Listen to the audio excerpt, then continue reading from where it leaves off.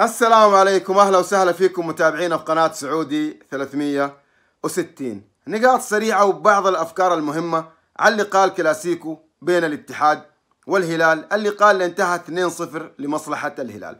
فوز كان منطقي، فوز كان منتظر، الفريق الأفضل، الفريق اللي كان جاهز أكثر، الفريق اللي كان عنده رغبة للانتصار أكثر، الفريق اللي كان عنده جودة لعيبة أفضل، كان جاهز، كان محضر، كان عنده قتالية في المباراة أكثر. الفريق اللي عنده مدرب ما كان عنده أي رهبة، ما كان عنده أي تخوف من الاتحاد، فريق كبير في ملعبه بين جمهوره أكثر من 50,000، ولكن أروح ألعب بنفس أفكاري، هجوم ثم هجوم ثم هجوم. عكس لما تتكلم على بيليتش اللي دخل المباراة بصراحة واضح أنه متخوف كثير، واضح أنه مرتبك. المدرب فقط بيفكر في الدفاع، كيف أنا دافع؟ لو خرجت أنا متعادل أنا ما عندي أي مشكلة، ولكن أنت صعب أنك تخرج حتى متعادل مع الهلال وأنت بتسلم الكورة، لا أنت قادر تبني هجمة ولا أنت قادر تاخذ حتى الكرة الثانية اللي شفنا فيها تفوق غير طبيعي وغير مسبوق للهلال أمام الاتحاد، إنه دائما الهلال يفوز في الكرة الثانية.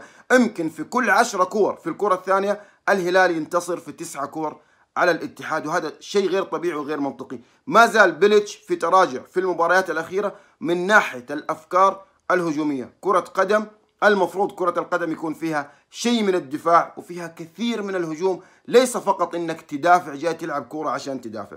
عندك لعيبة، عندك جودة عالية من اللعيبة عكس اللي كانوا موجودين معاك في الدور الأول. الإدارة عملت كل شيء للمدرب، لعيبة على مستوى عالي، برقام عالية، مبالغ عالية، عندك لعيبة في الملعب وعندك بدلاء على مستوى عالي، ولكن المدرب مش قادر يحط بصراحة أفكار هجومية، مش قادر يعطي الفريق شكل دفاعي، مش قادر ينقل الفريق من الثلث الأخير إلى الثلث الأخير في ملعب الخصم. لما تتكلم من ناحية الأمور الهجومية، فريق الاتحاد بدون أنياب يلعب، فريق الاتحاد ما يخوف حتى الفرق المتواضعة من ناحية الأمور الهجومية. هذا الشيء يتحمل المدرب اللي مش قادر نهائيا يضيف للفريق من النواحي الهجومية، خاصة لما نتكلم في المباريات الأخيرة. أمام الشباب نفس الفكرة، أمام التعاون نفس الفكرة، أمام الرائد نفس الفكرة، اليوم الهلال. فهذا كله سبب المدرب مش اللعيبة، حتى لو اللعيبة ما قدموا شيء كبير اليوم، ولكن المدرب له دور كبير انك فقط تبغى تدافع ثم تدافع. لما نتكلم على بيليتش اللي دخل المباراة بنفس الافكار 4-2-3-1، يبدا مباراة بدون فيلانويفا، شيء غير منطقي. انت تبغى لاعب يمسك لك كورة في الملعب، غير منطقي. انت لما فيلانويفا هذا لو موجود في الهلال مع هذه الكوكبة حيكون لاعب اساسي. لما تشوف زوران يشرك لك لاعب زي الشلهوب عمره 38 سنة وعارفين انه الشلهوب ما يقدم ادوار دفاعية والهلال غايب منه عناصر مهمة في وسط الملعب، ومع هذا المدرب بيلعب لك الشلهوب، والشلهوب مش من اللعيبة اللي يقطعوا كورة او يلتحموا، لان عارفين انه الشلهوب ما عنده القدرة على هذه الامور غير لما تكون الكورة في اقدامه. فكرة اني فقط ابغى اللعيبة يدافعوا هذه مشكلة كبيرة. فاذا فيلانويفا على مقاعد البدلاء. فكرة سنوجو مع جمال انا كنت معاها من البداية. فانت لما تيجي تحط لي فهد المولد، تحط لي البيشو رودريغيز خلف الكسندر، طيب شوط اول اتلعب وانتهى، ما شفنا اي اضافه من اللعيبه.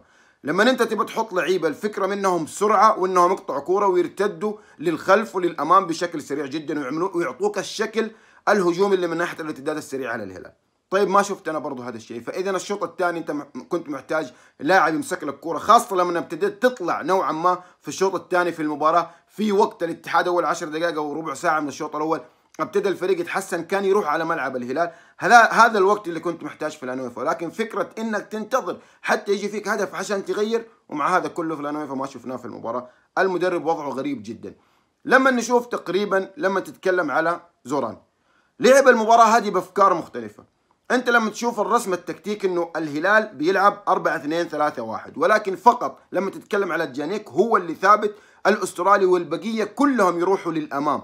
هذا شيء جيد من المدرب، غير انه تشوف انت الرسم التكتيكي ترجع في بعض الاوقات تشوف الهلال بيلعب 3-3-3-1. ليش؟ لانه عندك جوده عاليه من اللعيبه قادرين انه يعطوك اي فكره انت ممكن تطبقها. فاليوم اللعيبه قدموا تضحيات، لعبوا مباراه كبيره، احترموا الخصم بشكل جيد، قدروا انهم ينتصروا.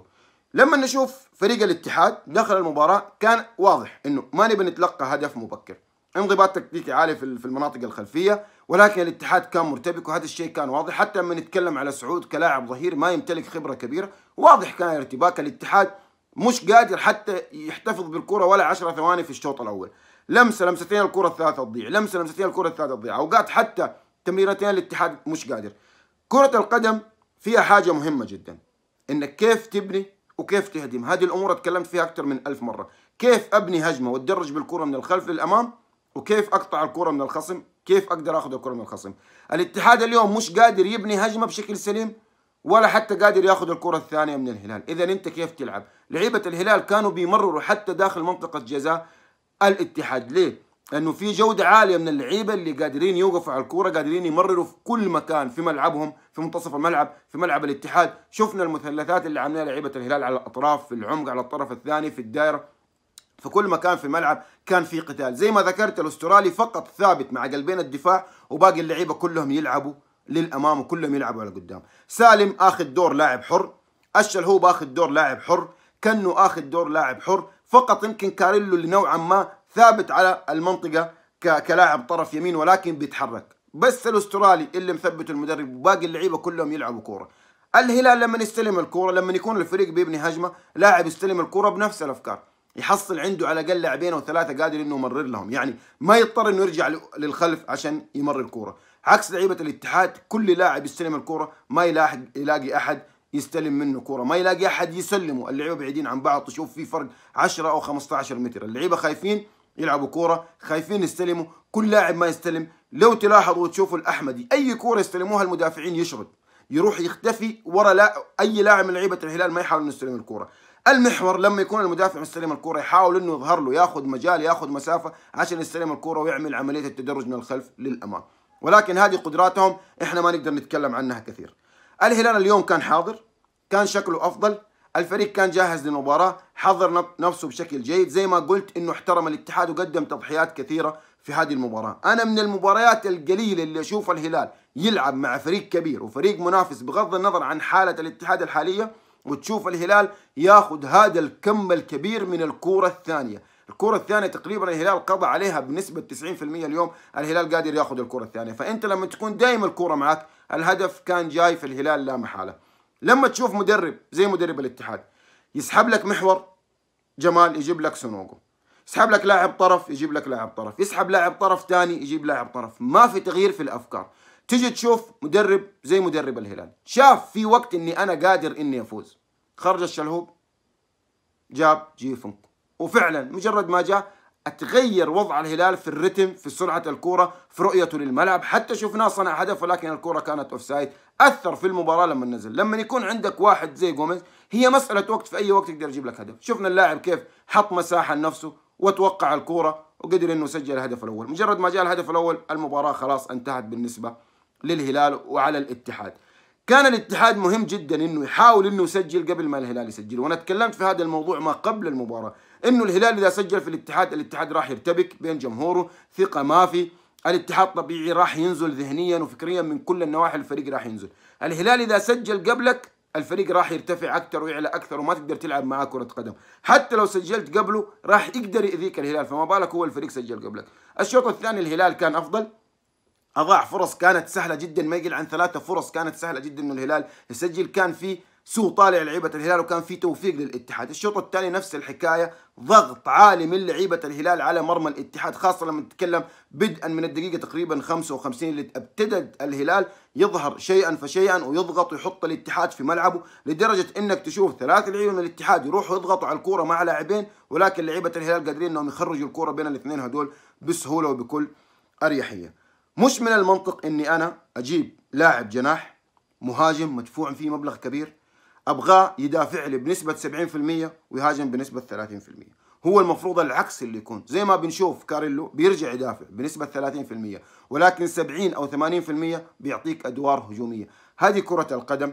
لما تشوف مدرب زي مدرب الهلال مؤمن بحظوظ الفريق، قبل المباراة ما شفنا الهلال قاعد يتشكى من غيابات، فلان غايب فلان مش غايب. ليش؟ الفكرة مش انهم ما حيتأثروا، ولكن نعطي ثقة للموجود. اللاعب الموجود احنا نحط فيه الثقة ويلعب مهما كان عندنا غيابات من لعيبة كبار ونجوم، ما ينفع نتكلم، خلي الموجود يلعب وياخذ ثقة وياخذ دوره في الملعب. عكس بصراحة مدرب الاتحاد اللي زي ما ذكرت ما في اي اضافة من الناحية الهجومية، ما في اي اضافة من ناحية افكاره. لا الفريق قادر يلعب على الطرف، لا الفريق قادر يلعب خلف محاور الهلال، لا فريق قادر يلعب خلف الأظهرة. ما شفت كل هذه الأمور. اليوم أنت تحتاج واحد زي فيلانويفا، ظهر في بعض الأوقات إنه في مشكلة، خاصة لما نتكلم على الشوط الثاني، بداية الشوط الثاني أول 10 دقائق ظهرت في مشكلة في منطقة المحور اللي بصراحة قدم فيها مستوى كبير جدا الأسترالي، ولكن ظهرت بعض المشاكل في هذه المنطقة. أنت كنت محتاج واحد زي فيلانويفا يستلم لك الكورة هنا، مش من المنطق تجيب لي فهد المولد تحطه راس حربة أو تحطه لاعب خلف المهاجم، لأنه في بعض الأوقات الاتحاد كان يلعب 4-2-3-1 وبنشوف بعض الأوقات يلعب 4-4-1-1 في حالة إنه لما يكون بيقطع الكورة. اليوم الهلال الفريق كان منظم، كان شكله أفضل، الفريق كان جيد، خروجه بالكرة ممتاز جدا، بيوسع الملعب على الأطراف، بيحط الكرة في كل خط خلف بيحط الكرة خلف كل خط من خطوط الاتحاد، إن كان الثلاثة اللي خلف المهاجم، إن كان خلف المحاور، إن كان حتى تتكلم خلف الأظهرة. الهلال قادر يلعب كرة اليوم، مع إنه دفاع الاتحاد طول المباراة بيلعب في الثلث الأخير تقريبا المدافعين ما قدروا يتقدموا، حتى لما تقدم الهلال ظل دفاع الاتحاد واقف في ملعبه في الثلث الأخير. هذا سببه إيش؟ سببه المدرب اللي ما بيعطي تعليمات للفريق انه يظهر للامام، ما بيعطي تعليمات انه الفريق يتقدم.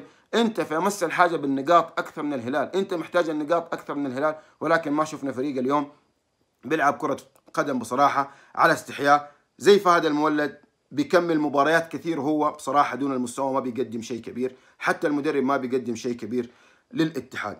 باختصار لما انت تخدم مدربك تقدم له كل شيء انت تقدر كاداره، تجيب له كل العناصر اللي ممكن تجيبها، تجيب له مدافع على مستوى عالي، تجيب له المحاور اللي ممكن تقدر تجيبهم، تجيب له لعيبه اطراف هو محتاجهم، تشتري له لعيبه محليين، تحاول تدعم الفريق، تدفع له مبلغ كبير جدا في لاعب طرف زي رودريغيز وزي اكساندر كمهاجم، تجيب له مبالغ كبيره جدا.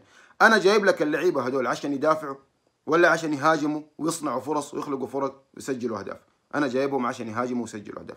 مش من المنطق كل اللعيبه دول تطلب منهم انهم يرجعوا يدافعوا. غير بصراحه شفنا الفريق في فصل كبير بينهم وبين المهاجم.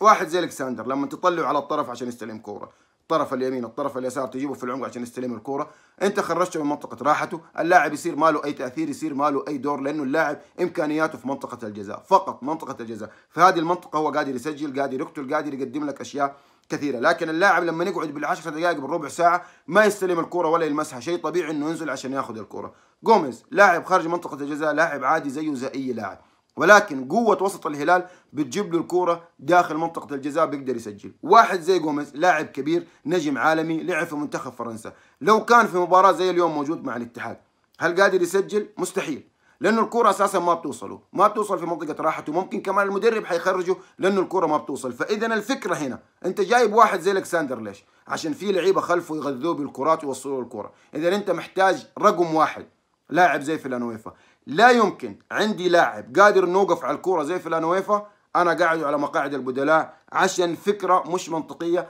أبغى لعيبة يجروا يقدموا لي كمية ركض في الملعب. هذا الشيء ممكن تعمله في آخر 20 دقيقة، إذا جبت المباراة كنت منتصر 1-0 تسحب فيلانويفا وتجيب لعيبة قادرين إنهم يعملوا لك توازن في الدفاع وفي الهجوم. زي ما ذكرت شوف جودة لعيبة الهلال، لو كان فيلانويفا في الهلال حيلعب أساسي رغم إنه عندهم جودة عالية من اللعيبة. إذا زي هذا النوع من اللعيبة ما ينفع تقعدوا على مقاعد المباراة في مباراة كبيرة زي هذه. الأحمدي ما زال بنفس الأفكار، ما في شخصية في المباريات، عارفين إنه لاعب كبير له اسم ولكن ما بيقدم أي شيء. سونوغو نزل ما في أي إضافة قدمها، ما عمل أي شيء غير إنك حتى لما تقطع الكورة ما أنت عارف فين توديها، ما في أي أفكار. الأحمدي بيقطع الكورة في بعض الكرات، كثير كور بياخذها ما عاد فيها أفكار، يقطع الكورة بعدين إيش يسوي؟ ما في شيء. اللعيبة نزلوا اقطعوا الكوره، طيب لما نقطع الكوره ايش نعمل؟ ما في حاجه نقدر نعملها. عكس الهلال اللي الفريق واضح، فريق نزل هادي، عنده ثقه في نفسه، احترم الخصم، قدر انه يجيب نقاط. اذا المباراه باختصار مدرب عنده جرأه ومؤمن بافكاره بقوه لعيبته بشخصيه لعيبته وعارف انه بيدرب فريق كبير زي الهلال. ومدرب ثاني ما عنده ثقه لا في نفسه ولا في لعيبته ولا في افكاره الهجوميه، حتى في الصفقات الكبيره اللي الاداره غذته فيها ما عنده نهائيا هذه الافكار، منتصر فقط لفكره واحده اني اوقف في ملعبي، لو خلصت المباراه بالتعادل اذا انا راح اكون انسان سعيد وما عندي اي مشكله. والدليل ردة فعله بعد ما جاء هدف الهلال، ما شفنا اي افكار، مركز بمركز بمركز بمركز، في كل مباراه بيعمل نفس الشيء. هذا شيء غير منطقي وغير طبيعي من مدرب المفروض انه له اسمه ومدرب جاي بسي في جيد، خاصه انه كان موجود في اوروبا ودرب في اكثر من مكان، المفروض يعطي افكار هجوميه افضل من الشيء اللي احنا شفناه. اذا نرجع ثاني مره نقول انتصار مهم للهلال، ظهور جيد لجوميز، الشلهوب شفناه حتى في خارج ملعبه بيصفق له حتى الخصم. هذا انتصار لهذا اللاعب الكبير اللي بصراحة ما زال يؤدي أدوار مهمة جدا. ألف مليون مبروك للهلال، صدارة مستمرة. الاتحاد حالته سيئة، هاردلك، وضع الاتحاد في تدني وتراجع كبير ملحوظ جدا. أنا وصلت لنهاية حديثي هنا. ما وصيكم اللي مو مشترك في القناة يشترك ويفعل جرس التنبيهات، وما وصيكم باللايكات زي ما عودتونا. إذا متابعينا في قناة سعودي 360، كان معاكم أخوكم جوكر، والسلام عليكم.